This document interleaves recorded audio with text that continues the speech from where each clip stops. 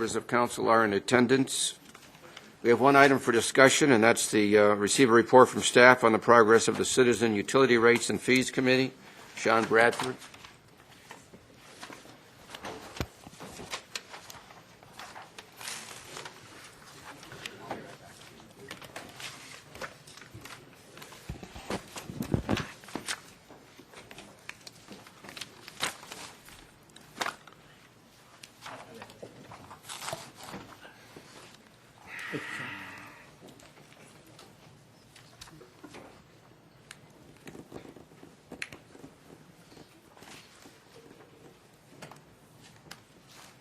Good evening, Mayor, members of the council. I just handed out a packet of information. I thought we were going to do this at the table.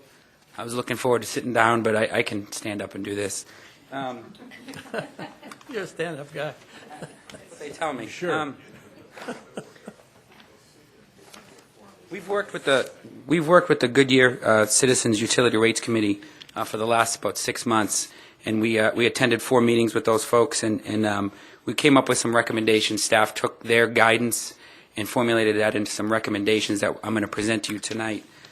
In the packet is a copy of the memo that they drafted, that they've approved. I couldn't get that to you earlier. I just wanted to make sure that we had consensus amongst the committee members, so I apologize for just bringing that to you tonight. And then I'm just going to walk through the presentation as quickly as possible. I want to leave some opportunity for you to ask questions, so as I go along, please feel free to ask a question, or we can leave some time at the end. And then if there is time available before the 6 o'clock meeting, some of the committee members may just want to step up to the microphone and just say a few words. So with that, I'm just going to jump right in. The Citizen Committee members, it was Diane Crone, Richard Reynolds, Dave Nye, Al, Rob Shoup, Ken Wood, and Ken Pratt. A couple of those members are here today. I just asked them quickly just to stand up, identify themselves. There you go. Tremendous effort on those folks. They listened to us drone on and on for hours about utility rates, and we asked them a lot of very pointed questions on what things they would like us to see, and they made some very good recommendations that we hopefully incorporated into this document that you'll see tonight. They were very, very patient.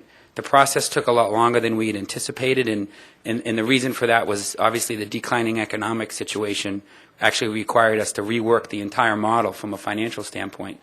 We originally had some growth assumptions that we discussed with you back at the Council Advance in March that have obviously changed. When we first started to talk to you, the original growth projection was about 10%, and we looked at that for a 10% growth rate for the next 4 years. Demand has obviously slowed way down for new growth. As demand drives utility infrastructure. The more growth we have, the more water and sewer facilities or equipment we need to meet that demand. Those projections are typically conservative in nature. We do not want to plan for 5% growth when we're actually growing at 10% growth because we wouldn't have the infrastructure necessary to support it.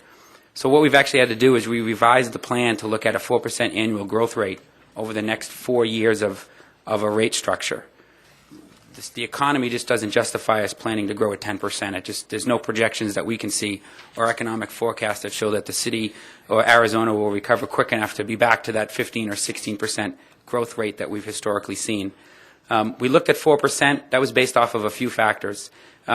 Peak day demand, which really drives the infrastructure that we need, was up between 2 and 5% this past summer of 2008 versus summer of 2007. And then when we look at projected number of housing starts that we're working with the CIP group for, that also justified about a 2 to 4% growth increase. So we felt it was a conservative number to throw out there and look at infrastructure necessary to support 4% growth. And then there's some other mitigating factors that will require some additional infrastructure, and I'll get into that in a few minutes. The reduce in our growth rate, that reduction impacts the amount of revenues that we were planning on collecting. So we had to go back into the model and also reduce our expenses. We just couldn't continue to expend the money without collecting it. Obviously, the direction that we receive from this council is that the utility enterprise funds will be self-sufficient. And we've hopefully laid out a plan here this evening that we want to walk you through that'll get us there. The original growth projection of 10%, when you look at our current supplies, meeting future demands, it was going to be challenged. We started to fall behind in 2010, 2011, and 2012. You could see that we actually could not meet those demands. Therefore, we required a large amount of capital. That projection has obviously been reduced using 4%. You can see that our current supplies of about 12 MGD, about 13 MGD are sufficient. There are a few mitigating factors. We've got 3 active contaminant plumes in the city. We've got the old wharf site on Western Avenue that we're watching. We've got PGA North and PGA South, and obviously those are a large concern to us. There's potential for additional contamination. We've got the EPA and the ADEQ working very hard to see that that doesn't happen, but we do have to kind of plan for that in the event that something does occur. The other issue is we have very high-cost water supplies, and the Ataman Water Company offers us the ability to lower some operating expenses. The Ataman water is very low in salt, does not require reverse osmosis, which is one of the big drivers that we have currently in the city. So we want to continue to expand our capacity in the Ataman and augment that in the summer months with our high-cost water, and then in the winter months shut our water supplies off completely and use external sources to maintain our demands. On the wastewater side, when we went over this at the council advance, you could see that our 4 MGD treatment plant at the 157th would become challenged to meet those capacities sometime in 2011, 2012. Therefore, we had planned a large $40 million expansion of that facility, the next phase, to bring that facility up to 6 MGD. We're going to be able to defer a lot of those components now moving forward. You can see with a 4% growth rate, if you use 2008 as a benchmark, we were at about 2.8 million gallons per day, average day flow. And if we were to grow at 4% annually, that's going to bring us up to about 3.28 by 2012. So again, we have enough capacity online today. At the 10% growth rate, we talked about $55 million in new capacity projects that we would use revenue bonds to fund, and those were Ataman water supplies, some surface water we wanted to bring into the city, some regional water, wastewater lines, and then that large wastewater treatment plant expansion. With a 4% growth rate, we can defer a lot of those capital costs, and we've actually reduced our number from 55 down to 16. And what we're planning on doing is augmenting the Ataman water supply as quickly as we possibly can. That offers us a lower cost water, and it also kind of quantifies our right within the Ataman Mutual Water Company's service territory. So as development occurs, if we can get out front of that and put in well sites, we're underway on construction of a pipeline. That first section is through the center of Pebble Creek. Council recently awarded a contract to bring an additional 18,000 feet of pipe into the ground. So we're moving very quickly on Ataman. It's got a tremendous ability to provide us a lot of water, about 10 million gallons a day. Yeah, does the 5 million that you're showing here and the 10% growth, does that include the piping as well? That was an additional $5 million on top of what was already programmed. Yes, so it did include the piping. Okay. What we're recommending is we've been in negotiations on surface water. We have, again, not to belabor too long, the city has a large component of CAP water available to itself. We have about 15 million gallons a day of surface water rights. We're not utilizing those rights today in the form of potable water into our system. We're deferring those water rights. We're storing those water rights. We're doing a bunch of different things with those. We were in negotiation to bring 5 million gallons of potable surface water into the city within the next 2 to 3 years. And that was one of the next big buckets of water that we'd bring into our portfolio. As we started to go down the negotiation route, we quickly realized that our operating expenses, with a decreased growth rate, our revenues were not going to be sufficient enough to offset that expense, that surface water that was going to bring to us. Surface water treatment is more expensive than groundwater treatment. The total cost of surface water is less because it doesn't carry a replenishment obligation. But to bring surface water to a potable standard on the front end is a little bit more costly. We did not have adequate facilities in the city to shut down to offset that expenditure. So if we were going to bring in surface water that cost us $2 million a year, we could not shut off 5 million gallons of supply in the city and save $2 million. It didn't pencil out because we have to move water around with ground level storage tanks. So we had some sunk costs that we couldn't defer at this point. So we've backed away from those negotiations. There's actually been some interest lately to offer us more preferential pricing, and we're going to re-engage on those negotiations and perhaps bring back a recommendation to you in the near future. But at this point, with a 4% growth rate, we don't have a need for the water. It would be nice to have. We will utilize surface water at some point in our history, but if we can defer those costs for a few years and save some capital, we don't need the pipelines at this point, we want to look to do that. But if we can get a deal that financially makes sense to us, we will bring that back to the City Council for your consideration. So we're taking credit, Sean. Yes.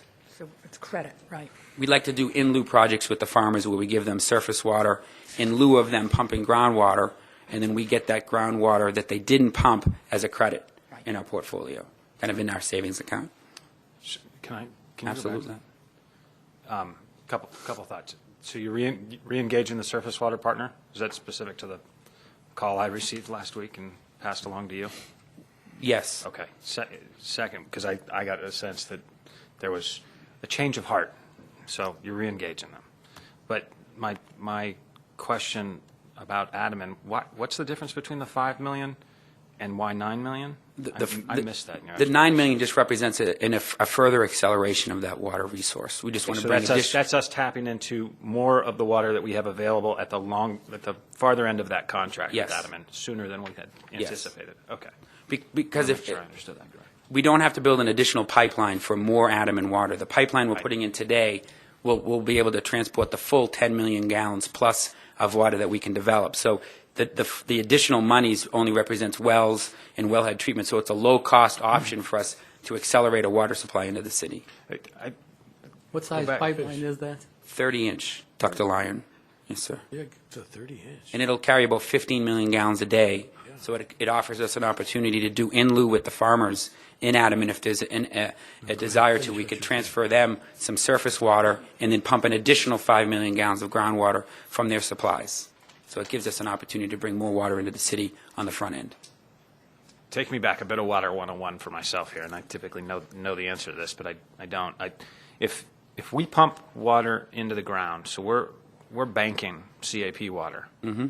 If 20 years from now that water is deemed not available, i.e., the authority that's responsible for that is only pumping 50% of what perhaps is being said to be pumped into the ground, if we think 1 acre foot's in the ground, and in reality there's only a half an acre foot, what's our ability at that point, 10, 20, 30 years from now? We have a contract with the entities, and some of the entities are actually state-run facilities, Right. CAGRD, Right. where we give them our excess surface water that we're not using. We pay an additional fee, and they recharge that water into the ground. It's managed by the state. They can't be cute with the math and say they put in 10,000 acre feet and only recharge 5,000 acre feet.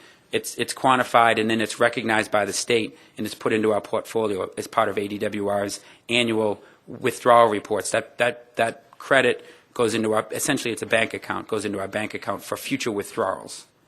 And at this point, with the management plan that's in place, those credits are good forever. There's no expenditure or expiration date on those. If they were to change the rules at a state level, then it may or may not affect Goodyear. But Are we confident that those state authorities haven't fallen under the same circumstances that we all have over the last several years, in that they have thousands of permits but now have empty homes and may or may not have been pumping that water into the ground, as was said?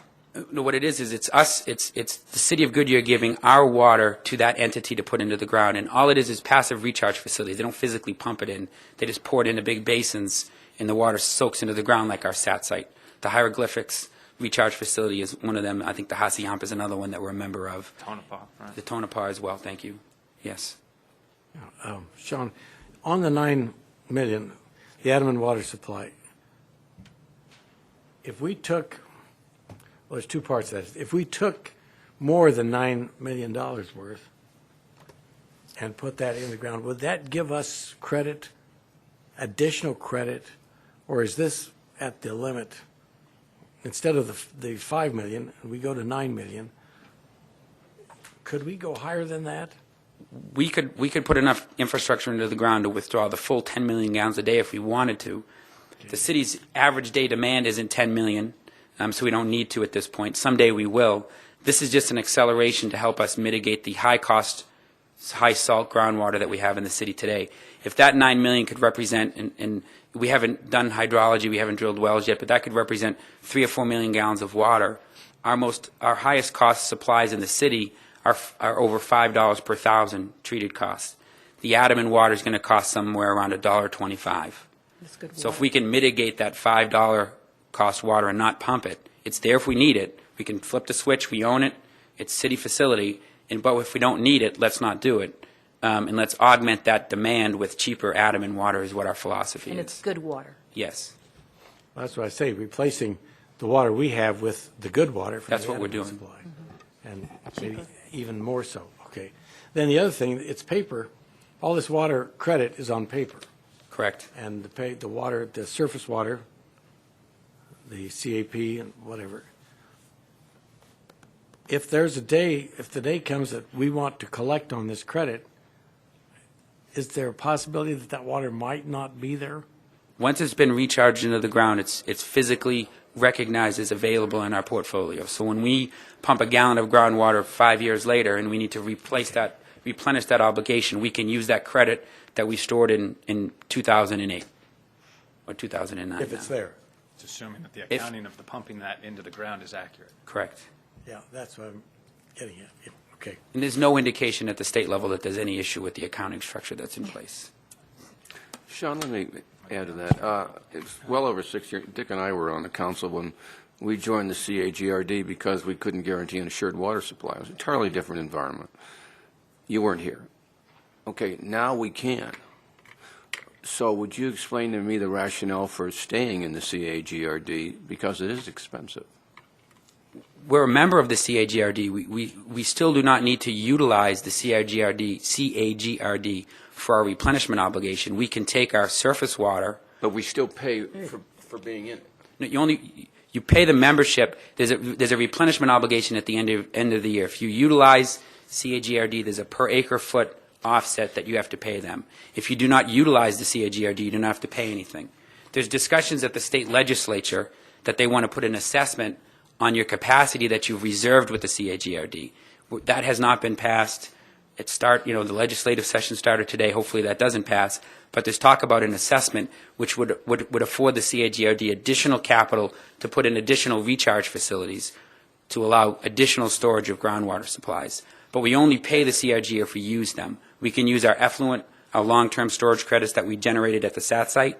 We could do in-lieu projects that generate long-term storage credits, or we can just pay the replenishment obligation. And what we typically do is we do a blended mix on our replenishment obligation. We look at what options are out there. It's very much like a commodities market. We look at what is the best deal for the city, and depending on the year, some farmer may be interested in more water, or there may be additional capacity at a recharge facility, and that varies year to year based off of the demand. So we just look for the best option for us, and at the end of the year, that's how we pay our replenishment obligation. There's no additional membership charge? Not at this point.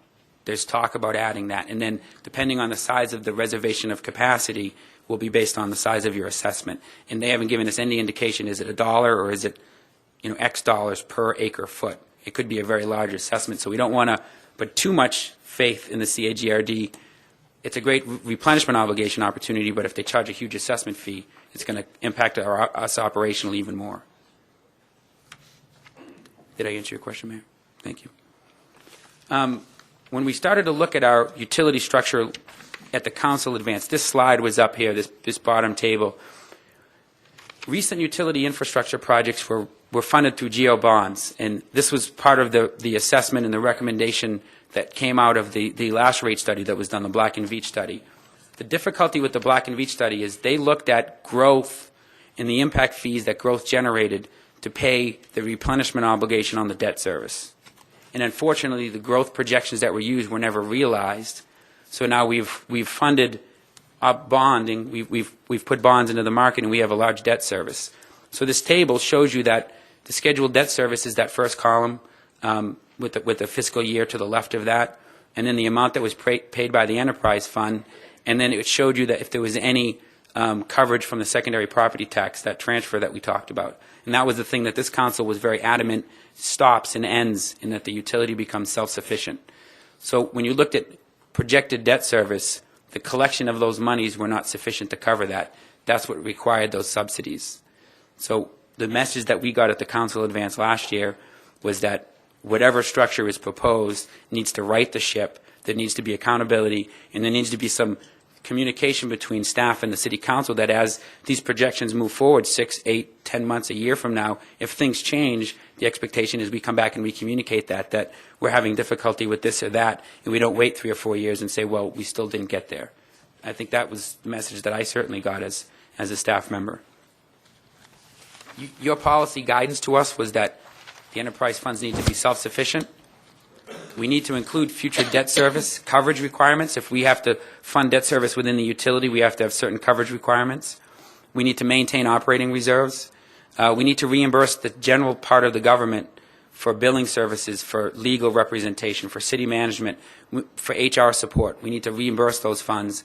And then we would like to have a capital fund replacement reserve programmed in so that as utility infrastructure ages, and in 50 years from now, something that was paid by a developer needs to be replaced, we cannot go back to the development community for that reimbursement. The utility has to fund that replacement. And by having this replacement reserve, that would allow us either the capital to replace it or the monies to pay the debt service to cover that cost. So we want to start that replacement fund, and we want to phase it in over time from 1% to 2%. And to give you an idea, we have about $250 million today in assets. So if we were to fully implement a 2% fund on that today, that would be $5 million a year we'd be saving for the future. We're recommending we phase that in because a $5 million hit operationally right now would require even a larger rate increase. So we'll get into the phasing of that in a second. So when we started to look at the impact, and this is the dialogue we had at the council advance, if we did a one-time adjustment, it would create a huge impact. We recommended a phased-in approach to remove that outstanding debt service issue, and we wanted to phase that out over the next 2 years. And this was instruction we got from you in we'll say, spring of 2008. And then we also wanted to phase in all those indirects, payroll support, HR, those things, over the next 2 years as well. So we wanted to allocate a portion of the general fund reserve or contingency for enterprise reserve for the first 4 years. We're not going to use it, but we wanted to use that reserve as kind of our reserve as we start to build ours up. And then when we have enough reserve for ourselves, we would pull back, and then at that point, if necessary, the full general fund reserve would be available for the city. And that's what we discussed back in March, April, and nothing has changed at this point. So when we looked at a 10% growth rate, when we revised the model to grow at 4%, we reduced revenues by about $11 million over 5 years. So it was a huge revenue decrease. And unfortunately, when you grow at a rate of 2 to 4%, we're projecting about 4%. In some of the line items, that may be below the actual growth of inflation, the cost of inflation. Healthcare costs, commodities, electrical cost, chemical cost. It's a very high cost component within our workload. So we needed to look at what we could do on the expenditure side to reduce that shortfall, because growing at only 4% left a large void in terms of revenues. So the city, we looked forward and we decided to reduce our expenses by about $10 million. We cut the O&M of the utility budget by we're projecting to cut it by about $2.8 million, 2.784 over the next 4 years. That's with some reduction line items in maintenance. We're being we're being as proactive as we can. We've got a better handle on what RO costs are. We're managing our utility a little wiser. I think it's important if you bring a rate in front of an elected body that the utility has to be operating as efficiently and as optimally as it can, so that whatever rate increase is necessary just to provide that service and not because there's an inefficiency in the operation. So we're going to cut about $3 million out of that. We've reduced some bond expenses. We've been able to get creative there. And then one of the big things I wanted to point out is we're looking at refinancing our existing GO bond debt to save about $4.2 million a year. So Larry's looking at refinancing our existing debt service and lowering that payment to the utility. So we'll still pay it. The utility will be fully self-sufficient. We'll pay our own way, but we'll just do it with a refinance debt. So we're just looking at doing that. And if there's any questions on that, I'd have to turn that over to Larry. But Did you take into consideration any the foreclosure factor in your rate estimation? as far as the collection of revenues, The number of homes that we have that are not really using water anymore. yeah, what we've actually started is at the direction of the city manager is we've convened. Larry and I have met a few times on it. We're starting to look at revenue projections. We want to make sure that if we're projecting a 4% growth rate, that there's not an extenuating circumstance that we're not we're not looking at, such as foreclosures that could impact that. So we're starting to, I don't want to say a task force, but that's kind of the words that we are using internal, is we're meeting with finance as a utility, on sanitation as well. I don't want to get off subject, but we're looking at all the utilities in the city as it relates to collection of fees, and we want to make sure that we're collecting what's owed to us. And that's one of the areas that we're starting to look into. So I can't answer with specifics, but that is an area that we're actively pursuing But right it's now. something you're considering. We're actively looking at it right now, as a matter of fact. And I don't know the order of magnitude, how good or how bad it is at this point, but we're working with finance. Larry and I met on that on Friday, as a matter of fact, so we're moving forward on that. Thank you. You're welcome. Sean, could you elaborate on that refinancing? How do we gain from that? Interest rates are higher now than they used to be, I think. Yes, Mayor, I'll answer that very briefly. It's a lot more complex than the explanation I'll give, but historically, as we were selling bonds, we were financing the bonds over a 15-year period of time, and those were general obligation bonds. We're going to refinance those to have the debt service over a 30-year period of time. And so the savings on that is very similar to refinancing a house that you had over a 15-year to a 30-year window. Unfortunately, the transaction's a lot more complicated because they are tax-exempt bonds, but the impacts of that we've conservatively estimated at $1 million a year. But long-term, it's going to cost you more. Long-term, it will cost you more, absolutely. And in February, we're going to bring all of that to you to show you exactly what each of those costs are.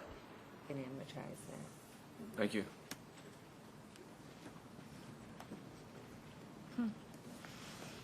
So when we talked at the council advance back in April of 2008, we projected and we talked about a revenue increase of about 10.5% this fiscal year as the first step of an increase, and follow that up with about an 8.4, 9.4, 2.3 from 2008 through 2012. That was a revenue increase, and what was explained then at the council advance is we needed to convene a group of citizens to look at the rate structure and how the rates are structured to increase the revenues necessary to meet this obligation. So it wasn't a 10% rate increase across the entire rate base. We felt it was an opportunity for us to look at our existing rate base and put the expenditures where those cost centers properly belong. If we have a high-end water user and it requires us to put our highest cost water online, we feel it's appropriate that that end user pays that cost, and that their high consumption is not subsidized by a low-cost water user. So we wanted to look at those things, and we're going to get into that in a second. It's important to note that the last water rate increase that was effective for the city was in July 2007, and the last sewer increase was effective in July 2006. Now, as part of this financial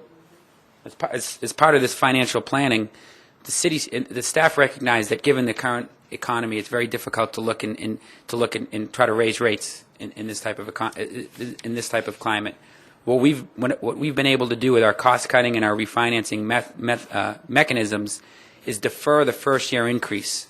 So what we propose when we bring before the council the public hearing on water rates is that we would propose that the water rates increases, water and sewer rates, would be effective January 1st, 2010. So we would defer additional rate increases for another calendar year, allowing the economy to hopefully stabilize and start to recover. That would be followed up with a rate increase in 2011, 2012, and 2013 in the months of January, as is shown on the slide, at about 10.2, 8.4, 9.4, and 7.8. And I'll get into a slide in a minute on what that impact looks like to a customer class. I can show you some bills, but we were able to defer that first year rate increase. We originally thought we would need to enact that July of 2008. We've actually been able to defer that 18 months to January 2010. The Citizens Committee, as I mentioned very briefly at the beginning, they attended 4 meetings, and the main thing that we needed from them is we wanted them to rank their pricing objectives, and I have a slide in this presentation in a few minutes that'll show that. But this was really their direction that they provided the staff and the consultant as far as what areas they want us to look at. What are their priorities as a citizen of the city? Where do they want us to look? So they ranked those objectives. Staff prepared those specific recommendations that you're going to see in a few minutes based off of those pricing objectives. So the committee reviewed the rate structure, but I just want to make it certain that the committee did not make the recommendation, raise this customer class X percent. It was based off of their pricing objectives, and staff formulated the rates that you'll see here before you tonight. Some of the general recommendations, they want to see peak usage reduced and water conservation as a top priority. They firmly believe that growth should pay for growth. They want to have a rate structure that should consider revenue stability and the ability to provide that service. So we don't want to have a rate structure that's so contingent upon a certain rate class that it becomes unstable. We want to make sure that customer impacts and any acceptance is considered. We think we've done some of those steps. And then one thing that they want us to look into, we can't at this point commit to that, but they want us to look at the possibility of offering some type of equalizer payment, like APS does. So in the summer months when their water usage is the highest, they have an equalized payment that would be offset when their winter months are at the lowest. But HTE is a billing system that we have to kind of work within, and at this point we're not sure of exactly what its capabilities are, but that is one thing that at a staff level we're going to actively pursue, is looking at some type of equalizer payment, and if we can or can't do that, we'll communicate that back to the council. So this is the ranking of their pricing objectives. They wanted to look at peak usage reduction, and that's a direct correlation to what our most expensive cost water is. So when our water demands peak, that's when our expenses reach their maximum. They want to look at water conservation as the second priority. They want to enact a growth pays for growth philosophy, provide some revenue stability, and then that cost of service equity. They want to make sure that that high-end water user, if they're requiring the city to put on that high cost, pays their pro rata share. We think we've been able to accomplish that. So into the rates. This is just the monthly fixed charge that we assess each individual customer, regardless of class. It's based off of meter size. And the current column is there is what we currently charge, and the proposed rates are what would be proposed January 1st, 2010. So there are some impacts. They're minor to the meter size, but the meter fixed charge, and Pat Walker's here from Red Oak Consulting, she can get into the nuts and bolts of what the meter charge is based off of, but it's essentially our ability to provide that service. If you have a 6-inch water meter, there's an assumed demand that's going to be required on the system, and we have to have infrastructure in place to meet that. And then the volumetric charge is our ability to fill the pipe with the water necessary to meet your demand. So that's, in layman's terms, that's kind of what a fixed and a variable charge is. Sean, quick question. When you discuss, say, some of these large homes that are out there, that, say the largest ones, what would their meter size be? Some of these. That's an interesting question. If they have a fire suppression system, and again, that's a plumbing code. It's not water resource related, but it's a plumbing issue. Plumbing codes, and Harvey could probably speak, or the chief could speak better on this for me, but there's a fixture count formula that they go through, and they look at a plan and they say how many fixtures, outside spigots, toilets, sinks, washing machine, dryer, those things, and they count up the number of fixtures, and that formula works out to the size of the meter. Some homes require fire suppression systems. That would require a 1-inch meter size. So one of the questions that the citizens asked, the Citizens Committee, and we're going to look into it is that 1-inch meter size a requirement for the fire suppression, and what demand does that place on the system? I think there's a direct connection that if the fire suppression system were to be activated, we need to have infrastructure to put water into that house to put the fire out. But their question was on the sewer charges, because there's a fixed sewer charge based off of the meter size. None of that water will make its way back into the sewer system. So if, God forbid, the house catches on fire and the fire suppression system activates, there should be that sunk cost in the infrastructure to meet that demand, but does there need to be that matching fixed cost on the sewer system? So we're going to look at that. We don't have that answer today, but there's plumbing codes and there's other things that we have to kind of comply with. But it was a good question, and one of the committee members asked that. I guess my thought was that we have some very large homes on custom lots, and they may have the fixtures that would require, not necessarily the fire whatever we called it, but they may have the fixtures, but say 2 people live there, and their bill is never to, or their usage is never to the point of what this is. And that's why I was asking if you ever look at that independently. But it's sounding like even the largest homes certainly aren't 6. No, it's one. I would think The that average. That's what I was 3/4 inch is what a residential house Okay, is. okay. And there'll be some larger homes that will use 1. There may be some homes that have 1.5. I'm not certain. Okay. It's in the utility's best interest to right size a meter. If you put a meter that's too large and their water usage is too low, the meter might not even register that usage, and there'll be no accounting for that water consumption. So they'll be paying a larger fixed charge, but over time, the city will actually lose revenue because it didn't pick up that volumetric charge. So we right-size those, and it's based off of fixture count. And even if there's just 2 people living there, if the home has 16 fixtures, there's an assumption that at some point, 14 of those might be turned on, and there needs to be adequate pressures necessary. And it's a plumbing code issue. It's not, again, it's not a water resources call, but that's the thought. In reality, they may never, but the ability has to be provided that if they do, that there's adequate. But the larger meter sizes are definitely more in the Commercial, industrial. commercial and Correct, industrial. correct. Okay, thank you. On the residential side, we have a current inclining block rate, which means the more water you use, the more expensive it becomes. And again, that's a conservation effort to hopefully persuade some customers that use a tremendous amount of water to perhaps curb their water usage. So currently, we have a 4-tiered rate, starting at 8,000 gallons and going up to something over 30,000 gallons. And you can see the current structure there. We're shifting that to something that's a little bit more practical and reflects what our customer class is. And I show you a breakdown of what our residential customers look like from a usage standpoint. But we actually lower the first tier to 6,000 gallons and actually lower the rate. But you can see that the customers that use over the large amount, the over 30,000 gallons, have a substantially larger increase to their usage. But that's a direct correlation to the expenses that we incur to meet those demands. Our most expensive water supplies require us, at those peak days, we have to turn on those supplies. We can't just inform the citizens, well, we don't want to provide you water today because we don't want to incur the cost. We have to turn those supplies on, and they're very, very costly. On the commercial rates, you can see that we're shifting some of that again. We want to try to right-size the demand versus what their expenditures will be, and you can see that there. Currently, the city has 2 customer classes. They have residential and commercial. That's it. So if you're a church or a Blockbuster Video or an irrigation customer, an HOA that's using a meter for water only to water their median right-of-way inside an HOA development, they're considered a commercial customer. The committee and discussions we had with them, we all agreed that we needed to look at different rate structures. As a city matures, you'll have many, many rate classes. At this point, we're just proposing a third one, which is the irrigation rate. When we look at the percentage of water used peak day versus average day, the irrigation customers hurt us the most as far as demands. An irrigation customer on average uses twice as much water on the peak day as they do on the average day. And that's because that water is being used outside for landscape irrigation. We're working with the HOAs. We're actually offering, the City Council approved a residential audit program, and we met on that about a month and a half ago. City staff has taken the initiative, and we're going to work with the HOAs and offer a free assessment for HOAs for their landscape areas with city staff at no cost. We're just going to redeploy some people. Things have slowed down a bit. We're not installing as many meters and things of that nature. So we're going to look to redeploy those citizens out, those staff members out to the community, and we're going to offer audits for HOAs to educate them on how and when. I still drive the city today, and you'll see HOAs watering the grass at 2:30 in the afternoon, and it's 100 and whatever degrees out. That's not the appropriate time to water the grass. Green is okay.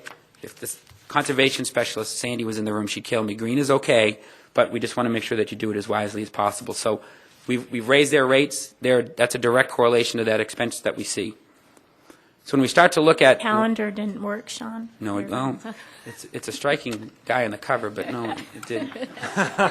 On the wastewater side, it's a function of the capacity that we need in the street to meet those demands, and that's where the question comes up. If a residential customer only needs a 3/4 inch meter, but they're 1 inch for the fire suppression system, so they put that extra burden on the wastewater system. And you could argue that perhaps they don't. We need to look at that a little bit more, but that's one of the things we're looking at. So these are the fixed charges. On the usage, the residential charge is going to continue to be calculated on the winter quarter average. So it's the actual 3 lowest months of actual usage that the sewer charges are based off of. So it's the months of December, January, and February, their usage, which is billed in the months of January, February, and March. It's usage December, January, February. So it's the 3 lowest months. And then on the commercial side, their water usage is billed on a gallon per gallon basis. Their wastewater is billed at 80% of that. So what does this residential bill look like? If you have a low-end user in the city using 4,000 gallons a day, their current water sewer bill today is $41.27. In January 2010, that bill would rise to $43.92, an increase of about $2.60 per month. That's just the water. Water and sewer. This is a combined bill. It's up top, water and sewer. And that assumes a 3/4 inch meter, again, the typical home in the city. The average customer in Goodyear, and I'm going to say average, it's a wide average, but if you had to say average, the average customer in Goodyear uses about 8,000 gallons a month. And their bill currently is $57.91, and they'll see an increase to $64.50, or an increase of about $7, $6.50. Now, as you start to get to the larger end water users, you can see that their increases go up substantially the more water that they use. But again, that's one of the inputs that we got from the Citizens Committee, is that we wanted to have that equity. They're the ones that are requiring that high-cost water. So if they could conserve and not place the demand on the system, they would save money on their water bill, but it would also help the city save costs on its expenses. We wouldn't need to run those high-cost water facilities. What this graph shows is what the average percentage of accounts in the city, and you can see that it peaks right around 8,000 gallons per month. So our average residential customer uses somewhere between 4 and 12, and 8's about in the middle of that. So that's what that graph shows. And then you can see that there's a very small percentage, 2 or 3% or less, of the customers use a very, very high number of water, a very large amount of water. You can see that on the far right of that graph, that 21,000 gallons, that's just about 1% of our customers. So it's a very small portion of our citizens use a disproportionately large amount of water. That's why we're pushing that burden over to there, because they're the ones that are causing the large demands. When you look at the city of Goodyear, this graph speaks for itself. We have high-cost groundwater in the city. There's no way we can avoid that. Our current bill is about $57. So on this graph, we would be right about where Surprise is now. This contemplates Goodyear's rates in 2010 and doesn't take into account any increases that these other utilities may put forward. As an example, Lipsco just completed a test year last year, which is the year that utility typically performs prior to going in and requesting a rate increase. Now, I'm not certain if Lipsco has filed or not, but I know that they've just completed a test year, so they may be going before the ACC and asking for a rate increase. What that rate looks like, I don't know. But this is what our rates would look like for a customer using 8,000. This is our average customer. 3/4 inch meter, 8,000 gallons of use. On the commercial side, our commercial customers, again, depending on their usage, this assumes an 1.5 meter, which is an average commercial customer. They don't use they don't need a very, very large meter, but they could use, a high volume of water. You can see the rate increases there, and again, the very high customers see a disproportionate increase because they're the ones placing the burden on the city. When you look at usage as a percentage of customer classes, the majority of our commercial customers use somewhere between 0 and 20,000 gallons of water per month. So only a small portion of our customer class would see a very, very large increase. You can see that the percentages drop almost down to 0, but there are commercial properties that use large amounts of water. And we didn't dig into what their businesses are. They may be a food processing organ. I'm not certain, but typically the high-end water users on the commercial side are processors, they're manufacturers, they're producing something, and they're using water as a piece of that production. So I'm not certain what that usage is. When you look at commercial bills, the city, after its rate increase in 2010, will have a very competitive rate with its customers. Our commercial customer will see a bill of about $137, $138 a month. When you compare that to other communities, it's very, very cost competitive. And again, that assumes a 1.5 inch meter and about 20,000 gallons of usage. So we're trying to give you an apples to apples comparison as best as we can. An average customer in Glendale may use 28,000 gallons, but we're saying if all the average customers use 20, this is how our rates would compare. On the irrigation class customers, again, they're the ones that consume the largest amount of water. On the low-end water users, they'll see some moderate increases, but as you get down to the bottom, if they have a very, very high-end water user, there's going to be a large increase in bills. That's where we're seeing our biggest hit. And when you look at customer class, I can go back to that slide. Again, the majority of our irrigation customers use somewhere between 0 and 20 or 0 and 40,000 gallons per day. Now, there may be multiple accounts per customer. This didn't contemplate that. We didn't look at customers and combine all of the meters in the Walmart plaza. There could be 5 irrigation meters there irrigating Walmart. I'm not certain of that. But what the city is going to do proactively in advance of any increases is meet with the HOAs, meet with these commercial customers that have irrigation meters, and work with them and try to educate them to use their water properly.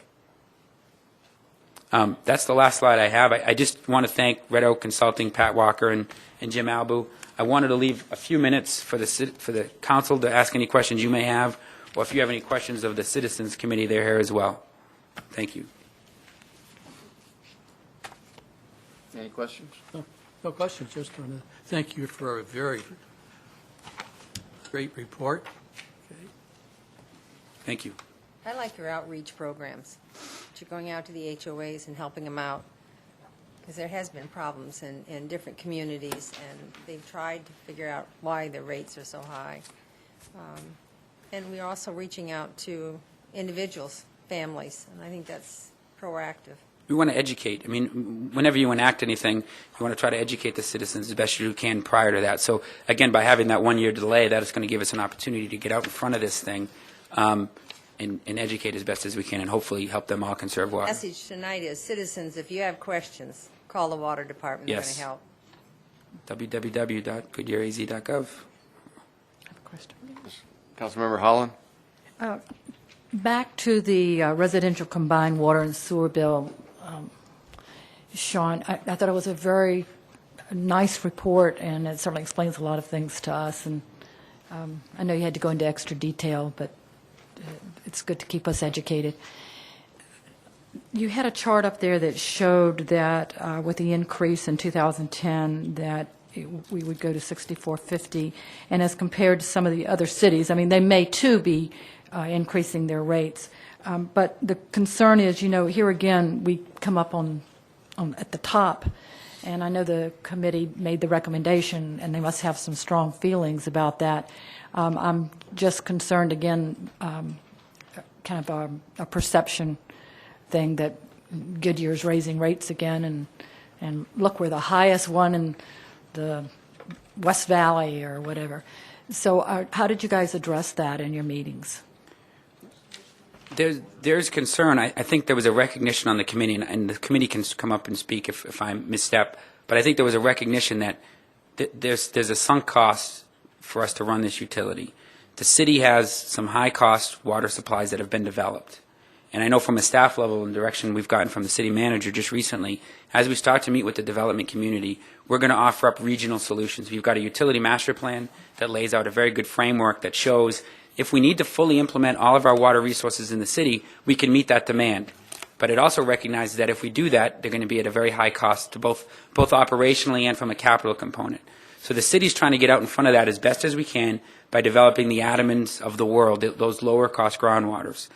We want to eventually bring in surface water. So again, it's unfortunate.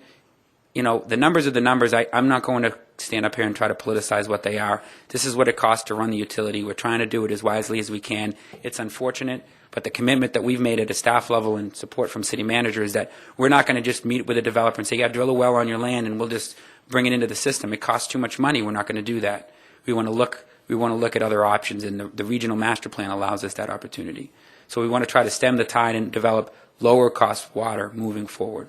Of course, this is not telling you the quality of water that No. these other cities have and with the process and the cost they have to go through. Lipscomb is So, I blessed mean, with low salt, high quality groundwater. They are not impacted by a Superfund plume or plumes like we are. Right. We've lost several million gallons of very cheap, high quality groundwater from this contaminant from PGA North, PGA South, and the Wharf site. It's unfortunate, but it is what it is, and we're trying to mitigate it as best as we can with planning for the future. Sure. And I think one of the issues, I see Diane was back there from our Citizens Advisory Group on the plumes, and I'm concerned about what the residents, their perception, and so it sounds like we need to do quite a bit of education to try to make sure that they understand where we're coming from. And I don't know how you plan on, I know we're going to have the public meeting. A lot of times our public meetings aren't attended by the loudest voice people, and I live in a community where they don't hold back. So I can see some of my fellow residents in that community out here in the audience, and they are nodding their heads. So we want to be prepared from a council perspective to be able to address those issues and make sure that we get a good education program on why our rates are going up and why they're going to be this high. Would you like to, would any of your committee members like to speak? Al will never take, Al Al will will never never miss say an no. opportunity to speak. Al never gives that. You got 5 minutes, Al. I'm timing Joe you out. Biden, huh? I'd just like to say on behalf of the Citizens Committee that Sean and the staff, professional staff, we've got a lot of people to be proud of here, as well as Red Oak. They did an excellent job. About the matter of the pricing, my background is in chemistry. The price of chemicals have gone up, as we all know, where many of them come from unfriendly parts of the world. We've got to pay for them. Yes. And so we addressed that. We addressed all these tiers and so on, and that's what we came up with. And we also did it at a time when the economy of the country was beginning to depress a little bit. We saw that coming. Mm-hmm. Okay, that's about it. I thank you very much for listening to us. Thanks, Al. Thank you. Thank you. Evening, Mayor, Council, people. I'm Bob Shoup, and I just wanted to point out that as a committee, we weren't trying to get the water rates to the top of the scale. We wanted to have a degree of fairness in the system. And basically, as a committee, we wanted to make sure that, we said, this is what we'd like you to do, but we didn't make any recommendations, and I just want to make that real clear. We made generic suggestions, and staff and the consultants took those suggestions and came up with the specific recommendations. Thank you. Thank you. Could I just make a comment, Jim? Yes. It's not that our residents would object to paying their rightful amount that they owe. I mean, I don't see that as a problem. I just am going back to, first of all, it will make us probably conserve more water. I mean, that's a good thing. But I was concerned about the perception of our residents that they're paying more than say, Surprise. And a lot of times our residents have come from other areas, maybe right here in the valley, and they do that comparison. They're very sharp. We have sharp people living in this city, and they will come back and question this. And so I just want to make sure that we're doing the right education, so we are giving the right answers when they ask these tough questions. We can work with the PIO and develop Okay. an outreach program, work with city management. That's not a problem. Okay, thank you. These other cities may have their eye off the ball. You may see huge increases. know? Water rates will continue to rise in the valley. I mean, it's just Right. it's a foregone conclusion. Costs are just going up. Knows that. Vice Mayor, did you have a question? Well, I was just curious, the Surprise, Buckeye, Glendale, Peoria, Avondale, do they all wheel water, surface water to their? Avondale has SRP and some CAP. I believe Peoria is SRP. They're CAP. So we're comparing ourselves to folks that do have surface water, Yes. correct? Okay. Yes. I- And higher quality, and I don't mean to cut you off, and higher quality quality. groundwater. Right. Yeah. We're Right. challenged both from a contaminant standpoint and just from a salinity standpoint. That's CAP water at Peoria, Yes. so not SRP. No, it's surface water. SRP and CAP are similar, and they're very low cost. Quality of resources. water is similar? Yes. It's a surface water component. Peoria's probably got a little bit better quality with their CAP than Yeah. Avondale does with their SRP at the end of the line, but yes. Beyond the private sector option that you all have been pursuing on surface water, are there other ways for us to get surface water to us? We could build a pipeline and construct a treatment plant. Okay, so it would be constructing our own treatment plant and Yes. building our own pipeline? Yes. Okay. I still think long-term policy is prudent going after that surface water, regardless of, I mean, I'm obviously not going to be fiscally irresponsible here, but if there's a slight percentage of cost above, I think that on a water policy side, it's prudent for us to go off of that. I'm not as confident in the CAGRD be in there 20, 30, 40, 50 years from now.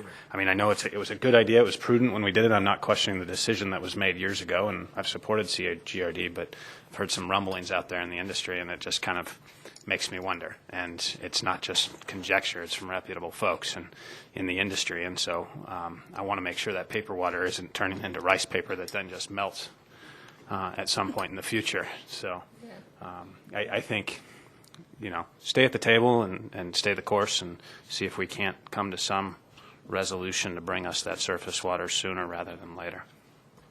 And and lastly, the equalizer pay idea I like. So if there's an idea to spread, if there's an idea to make that work, HTE is a pain. I know that for staff. It's not an easy system for you all to work with, and we've all complained about it time and time again, year after year. But if there's a way to make that work, to make it predictable, especially as we're in a slump, if people can predict their water bills or predict any bill over a 12-month period, it's a lot easier to budget. Sorry, Mayor, I cut That's you off. okay, and I understood from your comments that you're going to continue to pursue the surface water opportunity with Beardsley and Maricopa Water District, correct? Absolutely. We'll pursue any opportunity. No question. Okay, why don't we ask that committee to stand up, if they would, again?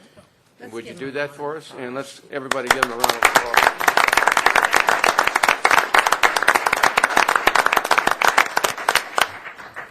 We certainly, all of us in the city, thank you for your contribution in this. This was a challenging effort, so thank you very much.